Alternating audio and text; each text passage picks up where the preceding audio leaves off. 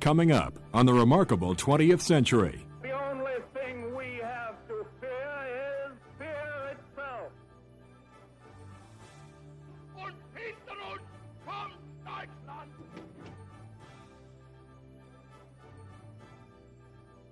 Frankly, my dear, I don't give a damn.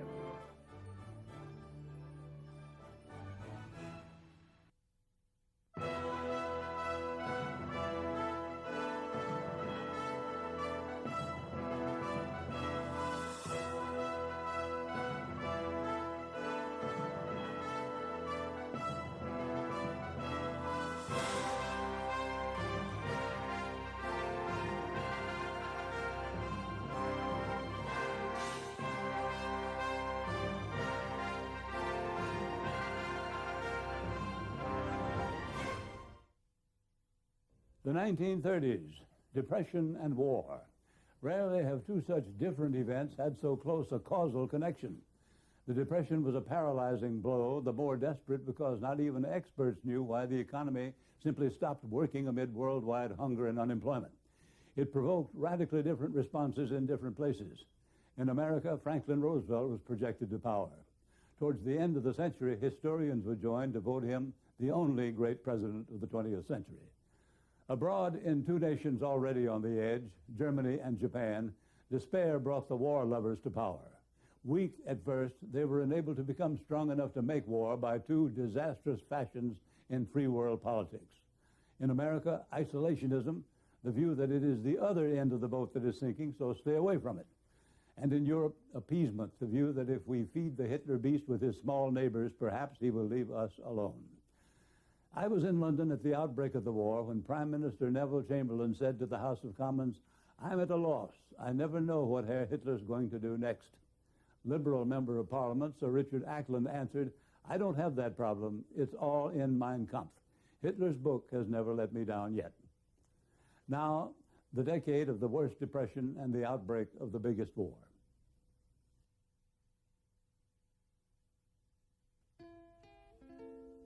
As the curtain opened on the 1930s, the looming shadow of the 29 crash darkened the stage. The roaring 20s came to a screeching halt and faded into the country's collective memory.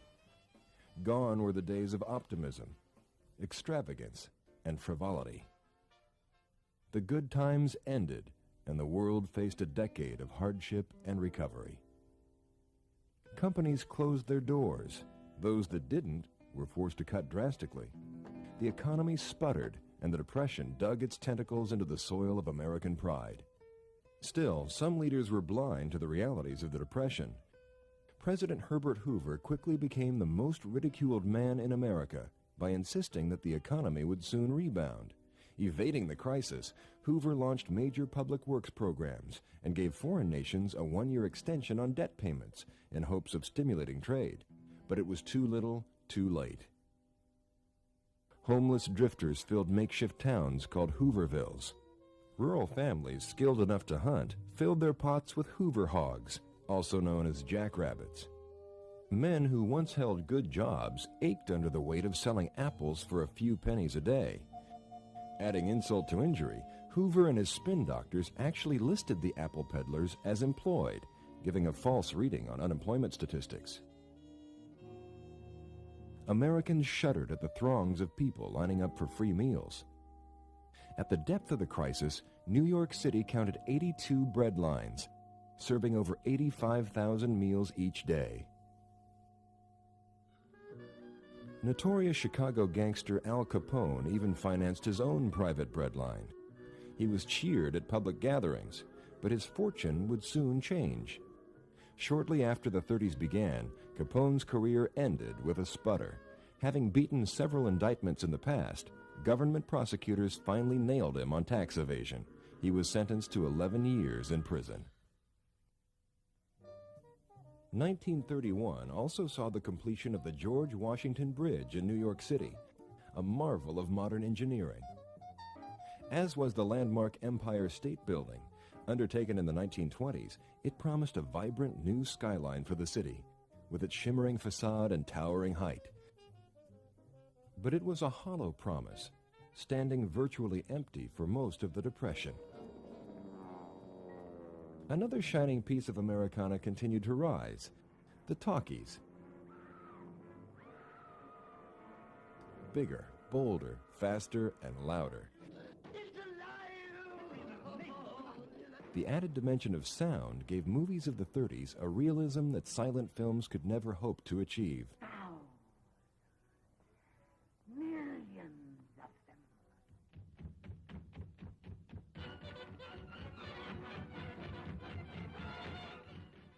People flocked to the theaters in record numbers, happy to part with 15 cents to forget their troubles for a while. My father loved vaudeville. He took me to see comedians during the Depression. And somehow or other, I was 5 years old, and I was ushered into these vaudeville houses in Brooklyn. And I saw the Marx Brothers. I never forget the laughter that filled the theater. And I know that whole place was broke. Although most films were escapist fare, the Oscar-winning picture at the opening of the decade went to All Quiet on the Western Front, a gripping drama set against the backdrop of World War I.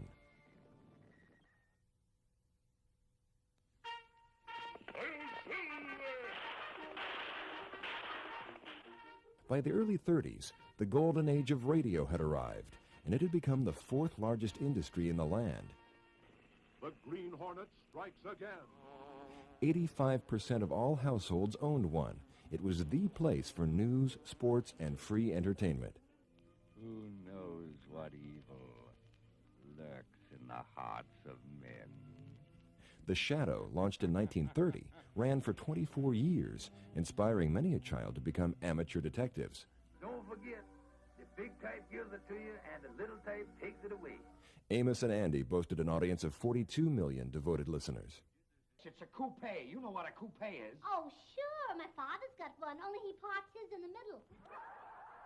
Burns and Allen tickled the nation's funny bone with their zany humor.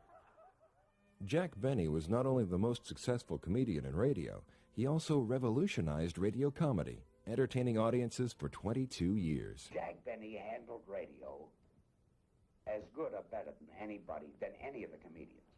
My style was to talk on a subject and stay on the subject. One game of gin rummy, and I have to do all the housework. I got to do it tomorrow, too. He blitzed me.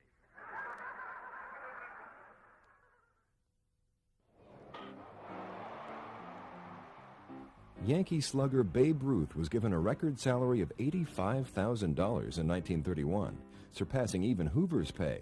When asked how he could justify earning more than the president, Ruth replied, "I had a better year than him." Hoover continued to insist there was no real crisis. He remarked, "Nobody is actually starving. The hobos are better fed than they have ever been." One hobo in New York got 10 meals in one day. Wary of the hesitant Hoover, Americans saw happier days ahead as the 1932 presidential elections approached. So when June brought the Democratic Convention to Chicago, the nation turned its collective eye toward the Windy City. This is more than a political campaign. It is a call to arms. Give me your help, not to win votes alone, but to win in this crusade to restore America to its own people. Not until the fourth ballot did the popular New York Governor Franklin Delano Roosevelt emerge as the winner. FDR was much less reluctant about using government intervention to prop up the economy. His candidacy signaled happier days. Campaigning with a theme song from a popular movie, Roosevelt was swept into office in the November election. Winning the popular vote by 7 million, FDR carried all but a handful of states.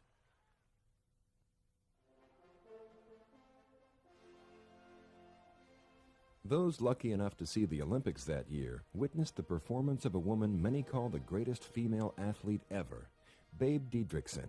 In the Los Angeles Games, she set world records in the 80-meter hurdles and the javelin. Later turning to golf, Babe dominated the sport for 20 years. But for another national hero, life was not so triumphant. Famed aviator Charles Lindbergh and his wife Anne were struck with tragedy. Their 20-month-old son was abducted from their New Jersey estate and found dead months later. A German immigrant named Bruno Hauptmann was eventually tried and convicted on several key pieces of circumstantial evidence. Legally, Hauptmann was presumed innocent until convicted, and there were those who doubted his guilt until an eyewitness, Millard Whited, placed him at the scene of the crime. Hauptmann's trial lay ahead, one of the longest, gaudiest, and hardest fought in courtroom annals, but already in sight was the end of the crime story of the decade. He swore his innocence all the way to the electric chair. The lingering effect of the sensational crime left many Americans anxious and afraid.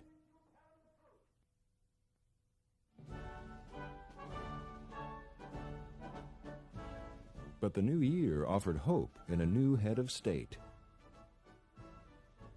Surviving an assassination attempt prior to being sworn in, Roosevelt boldly charged the public in his famous inaugural address. This great nation will endure as it has endured, will revive and will prosper. So first of all, let me assert my firm belief that the only thing we have to fear is fear itself. The president challenged the nation to rally together while his programs provided tools for recovery. Within 100 days of taking office, FDR proved to be a political steamroller, signing 15 major pieces of landmark legislation into law, legislation that would leave an indelible mark on the political landscape. Sagging banks were bolstered by the Emergency Banking Act. The Civilian Conservation Corps provided jobs for millions of young men and legislation to help farmers and homeowners survive. The Tennessee Valley Authority was set up to build dams and hydroelectric plants that brought power to parts of the rural South for the first time. The National Industrial Recovery Act established the NRA, the National Recovery Administration. The NRA Blue Eagle became a symbol of the New Deal. Business owners chafed under the new regulations, but eventually complied. Conservatives loathed the free market interference, but regardless of its politics, the New Deal introduced a new era and role for government. You people must have faith. We have provided the machinery to restore our financial system, and it is up to you to support and make it work. It is your problem, my friends, no less than it is mine. Together, we cannot fail. Meanwhile, a new era of government was dawning in Europe. Still stinging from a humiliating loss in World War I and racked by staggering unrest, unemployment, and inflation, Germany was ripe for change. Amidst this time of economic crisis after 1929-1930, one sees a polarization in terms of the German political landscape. The extreme left, the communists, do well, and the extreme right, the Nazis, also increase their support. And many middle-class Germans were very afraid of the communists. They thought that Germany might come under the control of Stalin, which was a frightening prospect. They feared proletarianization, sort of a decline in their economic and in their class status. The Nazis were the most anti-communist, the most stridently anti-communist of all the political parties, and they played upon this anti-Marxist, this anti-Bolshevik sentiment amongst the German population. And their electoral fortunes continue to improve as the German economy declines. I mean, there's a direct correlation. As unemployment worsens in Germany, and by 1932, we're talking about 6 million unemployed, or 30% of the population. Well, the Nazis appear as one of the solutions, as a very attractive solution. So they exploit Germany's economic misfortune. Adolf Hitler campaigned for president on the fears and frustrations of the people. In the 1932 election, Hitler lost his bid to Paul von Hindenburg, but his National Socialist Party mustered enough support to cause a divisive split. Hitler and the other Nazi leaders learned a lesson from the Beer Hall Putsch of 1923. They wanted to come to power legally. They weren't going to attempt a coup d'etat. They insisted upon a legal appointment as chancellor. And that's what Hitler held out for. He had been offered the vice-chancellorship by President Hindenburg, and he said, no, I refuse to accept that position. I want to be chancellor. Hindenburg finally gave in and appointed Hitler Chancellor on January 30th, 1933. I think it's important to recognize, though, that Hitler seized power gradually. Hitler was not a dictator on January 30th, 1933. There were multiple, in fact, many steps required for him to become the dictator that we know him to be. It was very important, for example, that he be able to suspend civil liberties. He did this after the Reichstag fire of February 27th, 28th, when he declared a state of emergency.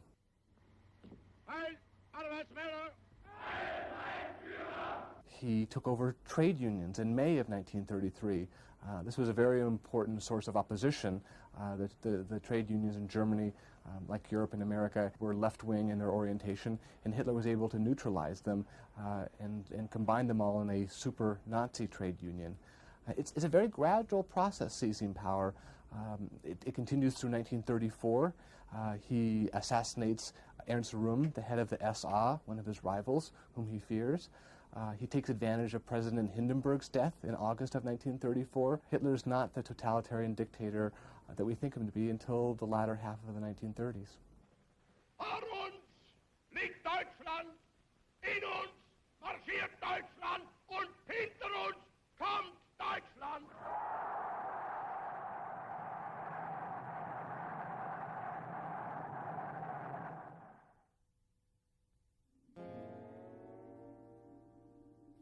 After good rains and crops in 1931, precipitation in the heartland declined at an alarming rate, followed by a drought of biblical proportions. Like breadlines to city dwellers, for rural Americans, nothing symbolized the harshness of the Depression more than the Dust Bowl. Over-farmed and stripped of native buffalo grass, the fertile topsoil was roused by fierce winds that drifted over livestock, barns, and homes. From Nebraska to Texas, 300,000 square miles of the Great Plains were affected. Wind and dust storms scourged the heart of the nation, the Dust Bowl. Millions of tons of sand and grit darkened the sky and smothered countless farms. Cattle were starving by the thousands. It was stark tragedy for the beleaguered farmers of the region.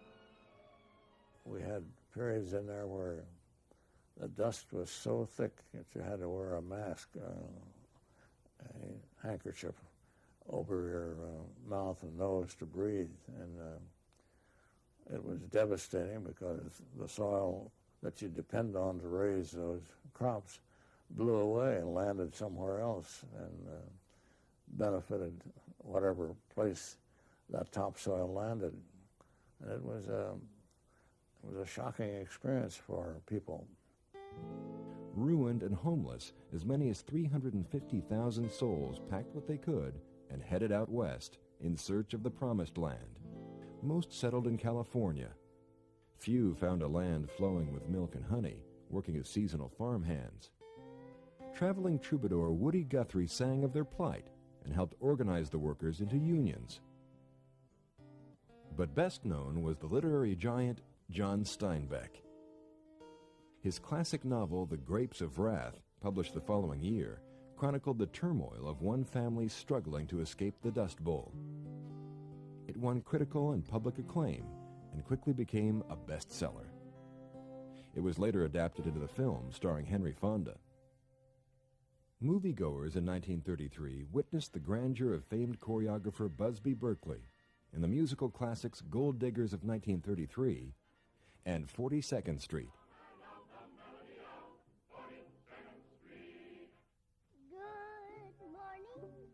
Good morning, nature hunts when morning comes along. 1933 also marked the debut of child star Shirley Temple. She sang and danced her way into the American consciousness in the 30s with many hit movies. Her dimples and curls made her America's little angel. Why did you admit knowing so many men in your life? Well, it's not the men in your life that counts, it's the life in your men. One thing actress Mae West was not was America's little angel. Notorious for her burlesque characterization of an uptown coquette, Mae West became Hollywood's premier sex symbol of the 1930s. 1933's I'm No Angel also starred up-and-coming actor Cary Grant. In 1934, independent watchdog Will Hays instituted the Hays Code. There was an iron fist of censorship that had descended over the film industry. one of my predecessors, Mr. Will Hayes, and his people in the mid-30s constructed and enforced the Hayes Office Code, which literally told filmmakers what they could or could not do on the screen. And that happened because the studios happened to own all the theaters in America. In 1934, Clark Gable was at the height of his career. His performance in the 1934 film It Happened One Night won him his only Oscar. The film, which set the standard for romantic comedies, also won Best Picture and Best Actress for Claudette Colbert.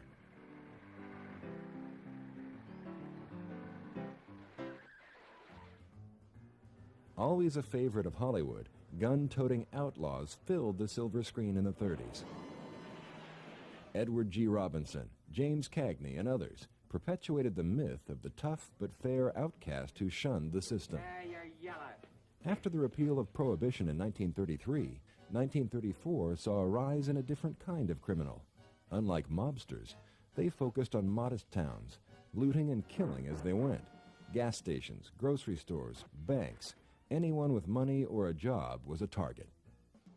These rogue criminals gave rise to a new breed of lawman, the G-Man. I was a teenager at the time, and of course every teenager wanted to be a G-Man.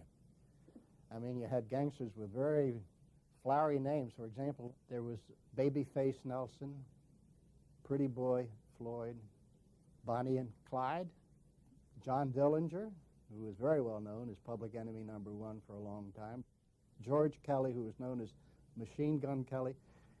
He's the one that gave the FBI the nickname of G-Man. He was being arrested, and he looked out and saw all this firepower surrounded by FBI agents. He called out, "Don't shoot, G-Man, don't shoot." The media picked that up, G-Man, you know, government man, and from then on the agents were pretty much known as G-Man. J. Edgar Hoover had been quietly working since his 1924 appointment to an obscure branch of the Justice Department called the Bureau of Investigation. Hoover quickly went to work, compiling a list of 6,000 gangsters and other suspicious persons, and creating the highly publicized Public Enemies list. A lot of things were instituted by Hoover during that era. They started such things as the FBI laboratory, and then their fingerprint operations, and the National Academy for Training of Police Officers. And in '35, the Bureau received permission to carry guns. The agents did. The Bureau's agents were in on the killing or capture of the era's most notorious criminals. One summer night in Chicago, the FBI closed in as Public Enemy #1 was leaving a North Side theater. The battle of the FBI against the freewheeling desperados of the early 30s was not over, but the career of the worst of them was ended, with a gun and a tawdry disguise as mementos of a legendary bad man. By the end of 1935, the agency was renamed the Federal Bureau of Investigation, and Hoover remained director for over 5 decades.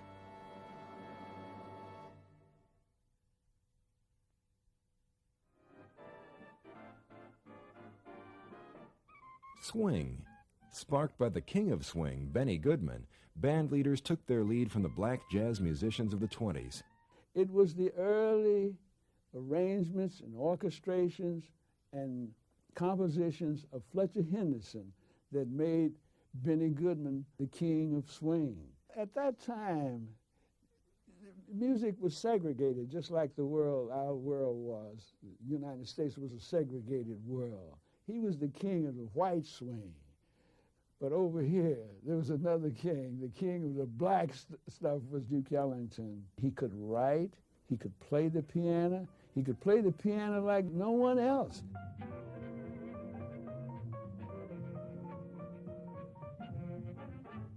With its pulsating rhythms and hot riffs, swing saturated the airwaves and dance halls for the next decade.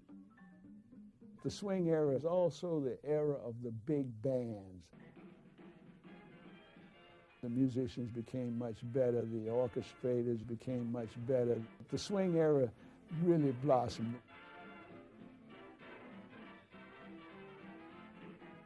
The music was so infectious it spawned several new dances, but its best step was without doubt the jitterbug. Wild movements laced with acrobatics so extreme, many nightclubs forbid them on the dance floor for fear of injuring others.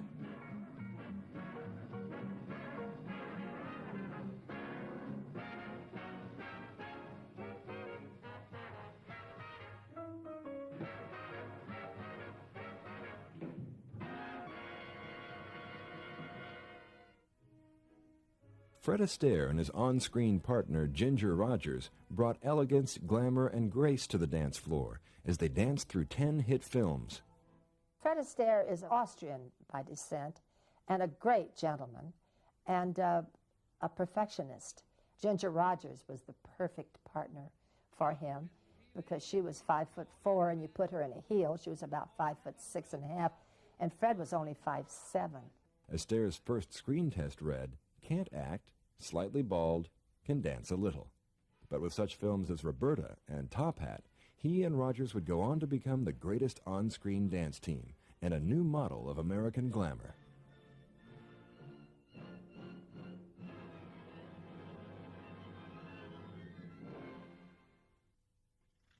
Meanwhile, aviation was pushing the new frontier. Aviators such as Howard Hughes and Wiley Post followed in the footsteps of Lindbergh, attempting to top the latest record. In August of 1935, the nation suffered a great loss when Post's plane went down near Point Barrow, Alaska, killing him and passenger Will Rogers. At the time of his death, Will Rogers was riding the crest of his popularity. We must have some 80 or 90,000 people here tonight. That's the most people that ever paid to see a politician.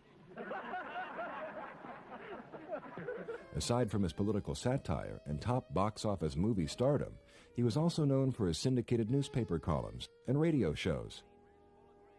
Very much a man of the people, his most famous quote was, "I never met a man I didn't like." Meanwhile, FDR's influence over Capitol Hill was still growing. In August of 1935, his Social Security initiative passed through Congress with overwhelming support. Meant as a supplement to private savings and pensions, it was opposed by the left as too conservative and condemned by the business lobby as a discouragement to save. It solidified FDR's trust with the people and hardened his opposition. We must face the fact that in this country we have a rich man's security and a poor man's security, and that the government owes equal obligations to both. Across the sea, Buckingham Palace staged a real-life melodrama. Struck by the love of the American divorcee Wallis Simpson, King Edward VIII was forced to choose her or the throne. The king, of course, was unable to marry a divorced woman. The establishment of the Church of England was utterly opposed to this and felt that its effect upon the importance and the respectability of the monarchy would be too serious a set of consequences to endure. And Edward VIII made the personal rather than the public decision, the political decision. He was abdicating from the throne in order to marry an American divorcee, Wallis Simpson, the love of his life. And in a sense, what the Edward VIII abdication did was to give British people a story about love and romance and about the difficulty of choosing between the public and the private sphere at a moment of really gathering political storm clouds within Europe and elsewhere in the world. Meanwhile, Winston Churchill was in Parliament pleading with Neville Chamberlain and other ministers to heed his call to defuse German rearmament before it was used against them. Like most prophets of doom, Churchill was dismissed while Hitler set his plan in motion.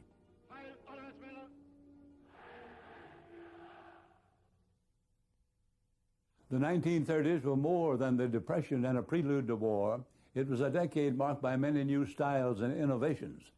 In 1931, the United States adopted the Star-Spangled Banner as its national anthem. The groundbreaking designs of architect Frank Lloyd Wright became the decor of the decade. Inventions were introduced like the electron microscope, the helicopter, radar, even the jet engine. The splitting of a uranium atom in 1938 and nuclear fission in 1939 would radically change the world's political climate in the coming decades. In 1938, a man named Charles Carlson tired of hand copying patent specifications, and he developed xerography to do the work for him. Its offspring, copiers and fax machines, have permeated all aspects of our personal and professional lives since.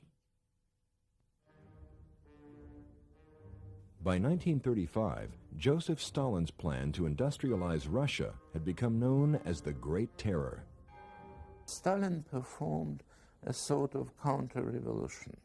So if you compare it to French Revolution, for instance, of the end of the 18th century, it's something that might be a Russian equivalent to what was called Thermidor, where all the people who were active at the first stage of the revolution were executed, and completely new people came to power. And that was what Stalin did. Former Bolsheviks, those people who achieved the revolution, most of them were arrested, and practically all of them were executed. Some of them immediately, other after serving some term in camps. After eliminating his political and military opposition, Stalin turned on the Russian people and ordered the removal of all dissidents. Millions of men, women, and children were sent to Siberia to work in forced labor camps. Terror engulfed the entire country, and the most important element was the so-called dekulakization, the terrible fight against the well-to-do peasantry, the kulaks, so-called kulaks. And it was connected with Stalin's major revolution, the collectivization of the Russian agriculture, which of course met with a tremendous resistance of the peasantry, but ruthlessly executed. Kulaks were deported to Siberia, tried, killed, executed, and during this rural campaign, about 10-15 million people died, and famine accompanied this entire campaign. So that was the real terror.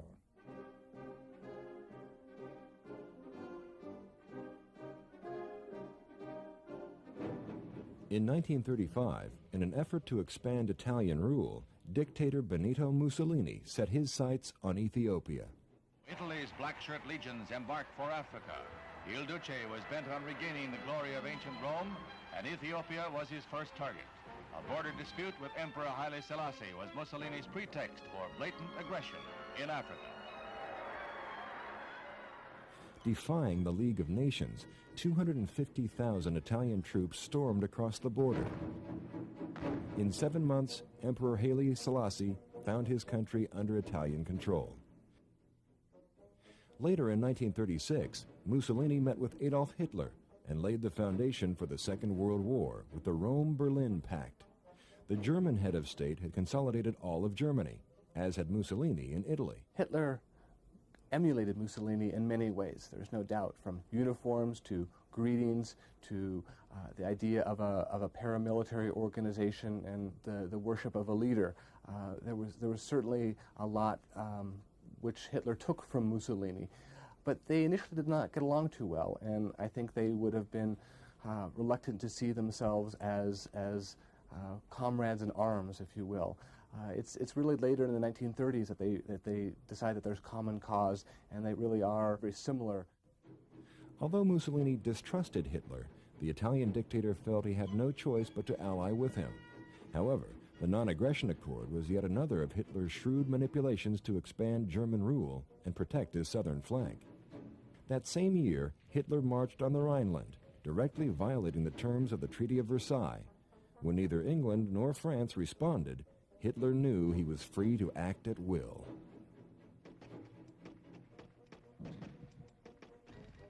Tensions continued to heighten as civil war erupted in Spain. The fall of the monarchy in 1930 left Spain weakened and divided. Under the leadership of General Francisco Franco, and supported by Germany and Italy, nationalist rebels waged war on the Spanish Republic. Spanish cities and towns became testing grounds for Hitler's weapons of mass destruction. In April of 1937, German bombers destroyed the Basque capital of Guernica, killing thousands. Perhaps the horror and chaos was best depicted by Spanish-born artist Pablo Picasso in the work entitled Guernica, painted that same year. 2 years later, in 1939, the nationalists conquered Barcelona and Madrid, and Franco claimed victory.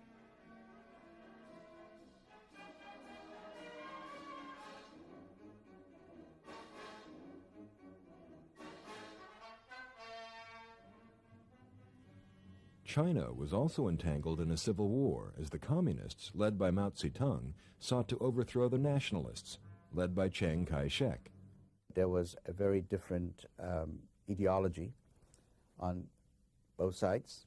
The Nationalist Party came out of Sun Yat-sen's early days of revolutionary activities against the imperial Chinese regime, the Qing dynasty. Sun Yat-sen took on the ideals of republicanism. That's why he decided to change China from an imperial monarchical system into a republican kind of government.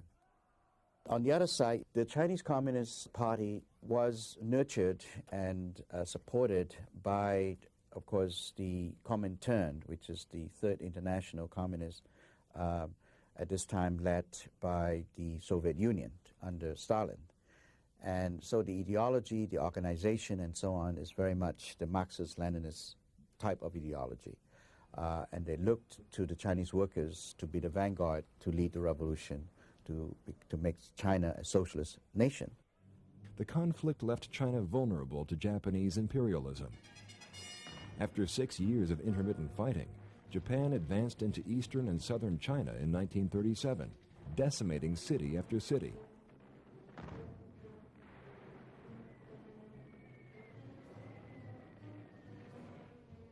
The Japanese were moving in on the city of Shanghai, and refugees poured across the Suzhou Creek to take haven in the international settlement, presumably safe from Japanese shells and bombs that were ravishing the rest of the city.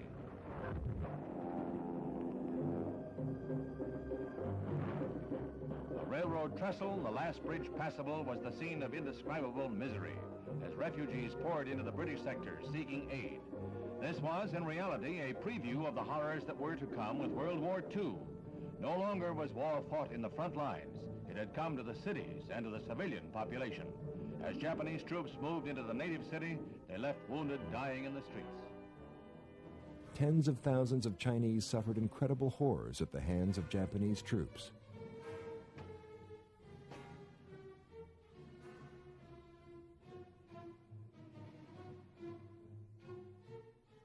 When Japan invaded China and launched this all-out war in the mainland of China and then on to Southeast Asia, the slogan was called the Greater East Asia Co-Prosperity Sphere. And Japan would be the big brother replacing Britain and the other European powers to lead China and the rest of Asia into modernity and prosperity.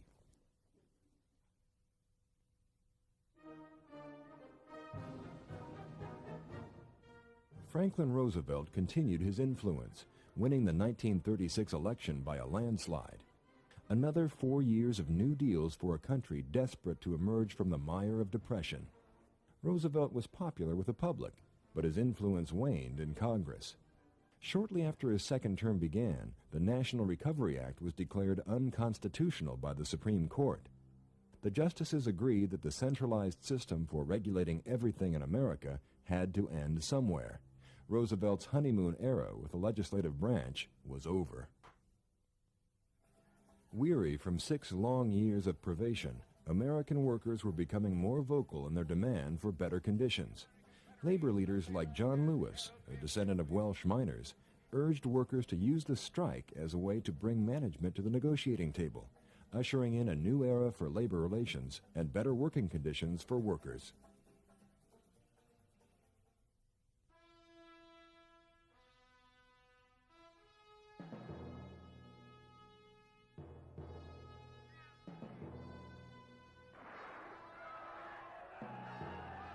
Owens is ahead.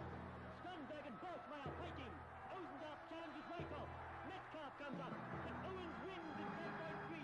Second, Metcalf America. Third, Owens Holland. In 1936, American Jesse Owens became the toast of the Berlin Olympics, winning an unprecedented 4 gold medals in track and field.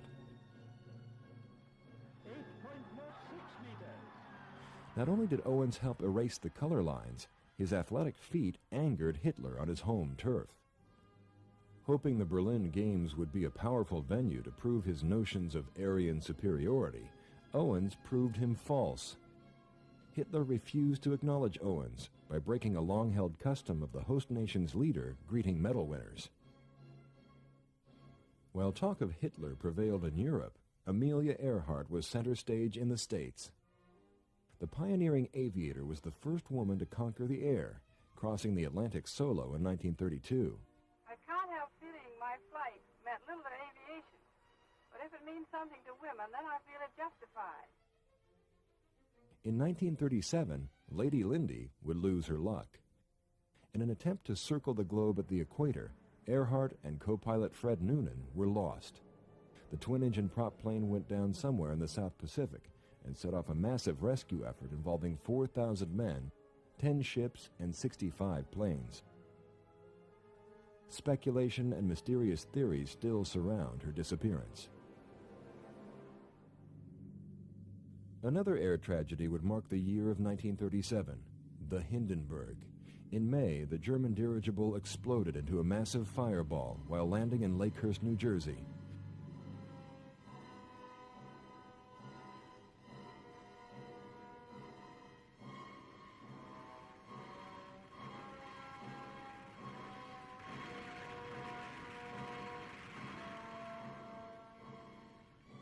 Amazingly, 62 people survived, as another of Hitler's supposed achievements went down in flames. But 1937 was not marked solely by disasters. Walt Disney and Company unveiled the first feature-length animated film with Snow White and the Seven Dwarfs. It was a smash hit and sealed a bright future for the Walt Disney Company. Snow White was an enormous landmark to the whole art of animation because it proved that this medium was capable of more than being a vehicle for a little funny 5-minute cartoon with Mickey Mouse or Donald Duck or something. That it had the wherewithal to stand up beside any other kind of art form and produce the same kinds of emotions and feelings, and in some cases probably stronger ones. Girls. Hey, look. Manuel is in town. Spencer Tracy's star was shining bright in 1937. He won the Oscar for Best Actor for his role in Captain's Courageous. Me, Manuel talking, I tear you apart, see? The following year, he reclaimed the award for Boys Town, becoming the first actor to win consecutive Oscars for Best Actor. That's better. 1937 also saw the opening of San Francisco's Golden Gate Bridge. Begun as a government works project, it became the pride of the West, with its massive steel towers and spectacular view. Together with Boulder Dam, later renamed as Hoover Dam, it symbolized American determination to move forward in spite of a stagnant economy. In professional boxing, Joe Louis was indeed the world's best heavyweight boxer. After turning professional, the Brown Bomber lost only one fight to the German champ Max Schmeling. Still a young man, Louis retired, re-emerging in 1938 to avenge his loss.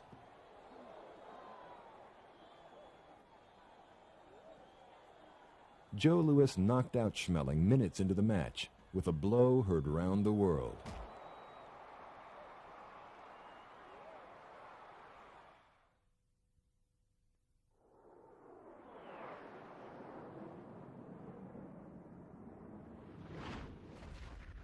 Ladies and gentlemen, we interrupt our program of dance music to bring you a special bulletin from the Intercontinental Radio News. Wait a minute, something's happening. What's that? There's a jet of flame springing from the mirror and it leaps right at the advancing men. It strikes them head on. Lord, they're turning into flames. Now the whole field's caught up by the woods, the barns, the gas tanks, the automobiles. Only creatures in the rocket cylinder at Grover's Mill.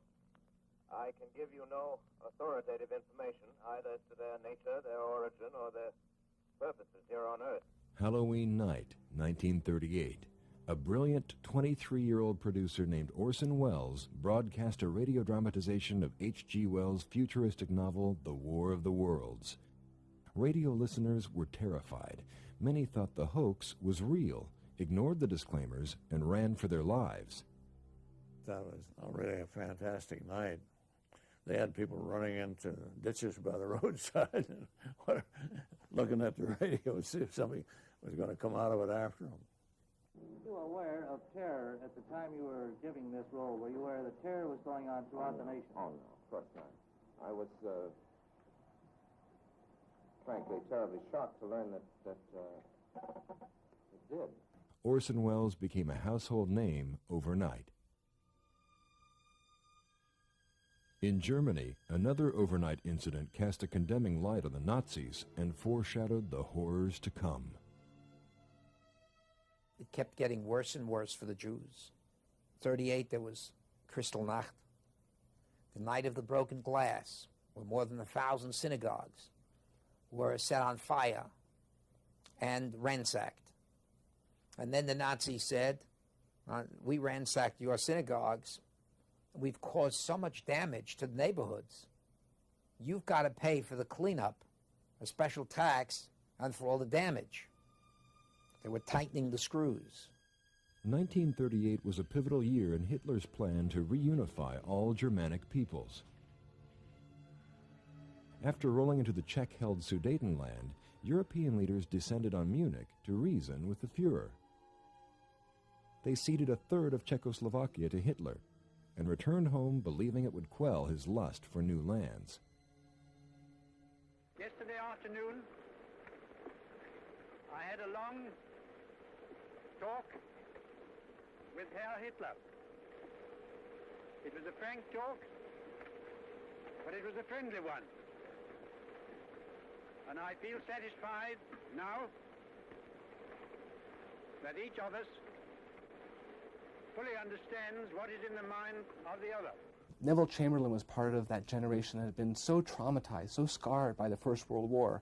I mean, look at the British. They had lost almost 2 million soldiers in the field of battle in World War I, and they couldn't imagine another war again. I mean, understanding Hitler is something that will also always elude historians. We can't understand him now. How could we expect Neville Chamberlain and Edouard Daladier, the president of France, and other European leaders to understand him at the time? They were hoping against hope that Hitler was not as aggressive and not as megalomaniacal and as murderous as he turned out to be. It was wishful thinking. But Winston Churchill was not deceived. He thundered, "We have sustained a total and unmitigated defeat. This is only the beginning of the reckoning." In the States, Roosevelt was busy fighting his own battles. Labor was restless, and union bosses were calling for action. Unemployment climbed to almost 20%. After much debate, FDR managed to push through the Wage and Hour Act, raising the minimum wage and curtailing hours to 44 per week. While Roosevelt continued to press his reforms into the new year, Hollywood propelled the art of film to new heights. Most critics and historians consider 1939 to be the beginning of the golden age of Hollywood. Where shall I go? What shall I do? Frankly, my dear, I don't give a damn. Gone with the Wind, starring Clark Gable and an unknown British actress named Vivien Leigh, electrified audiences around the country who were thrilled to sit through a film lasting almost 4 hours. Based on Margaret Mitchell's best-selling novel of 1936, the romantic drama was set against a backdrop of the Civil War and won the Oscar for Best Picture.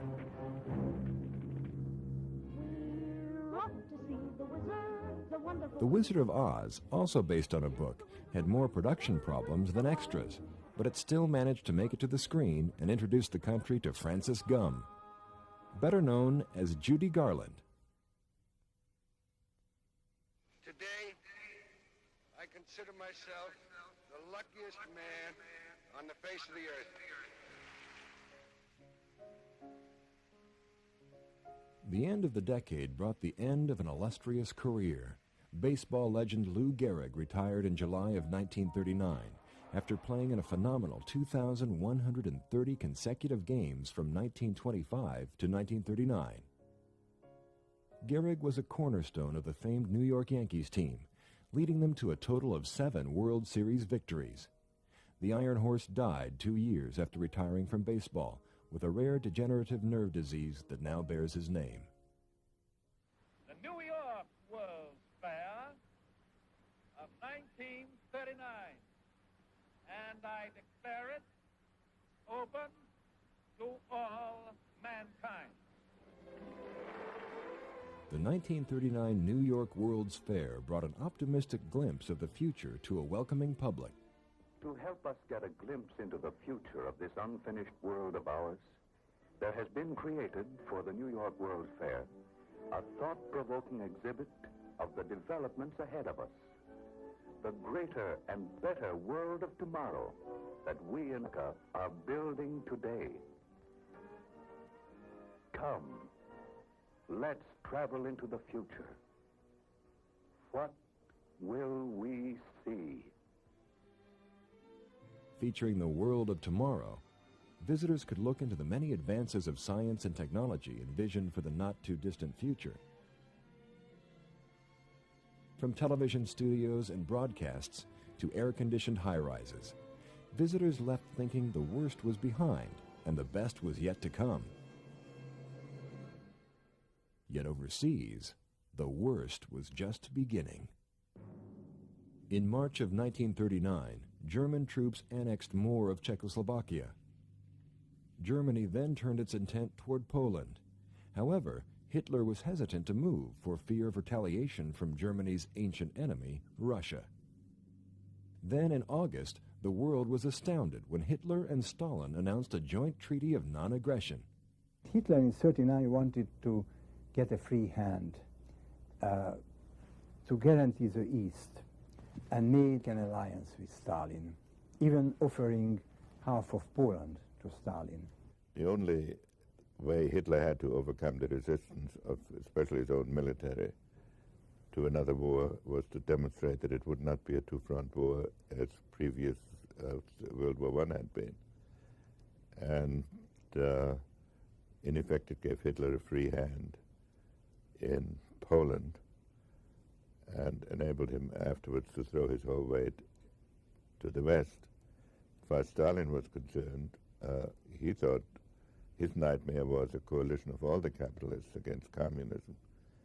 And he had said all along that he wanted to wait until the capitalists started fighting among each other. And he didn't see a lot of difference in terms of social and economic structure between the Western democracies and Hitler. So for him it was a great opportunity to gain time, to exhaust the capitalist world, and also acquire additional territory by participating in the partition of Poland and in the destruction of the independence of the Baltic states. Days later, on September 1st, a German force of 1.25 million soldiers blitzed into Poland with lightning speed.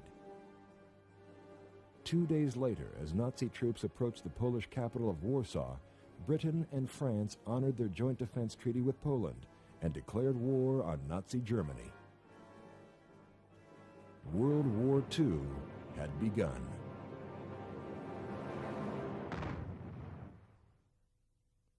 In the first year of the 1930s, the Depression set in, and in the last year, 1939, the Depression vanished. War supplies for Europe and for our own swelling forces proved an investment big enough to get our motors turning over without further priming. In that decade, we had poured billions of dollars into public works, making anything that would put money into empty pockets. It seemed scattershot and planless at the time, but when war approached, we found it had a name: infrastructure, the stuff that makes everything else work. Without aiming at it, we had created the slickest infrastructure in the world. Applied to war, it became the generous arsenal for all the Allies. When the Red Army drove the Germans out of Russia, it marched in 13 million pairs of American winter boots, rode on 450,000 tons of American rails, pulled by 2,000 American locomotives. The man who presided over this flowing arsenal became an object of wonder in the enemy country, Germany. There was a joke among Germans in the last years that illustrated their fading faith in Hitler. It seems that Goebbels, the propaganda czar, went to the wise old Alps seeking knowledge. He called out to the mountains, "Who will win this great world?" In German, that is, "Wer gewinnt die große Welt?" The mountains echoed back, "Roosevelt." Next time, how that prophecy came true. The 1940s, the end of the hot war, the beginning of a cold one. Next time on the remarkable 20th century. He's looking at you, kid. December 7th, 1941, a date which will live in infamy.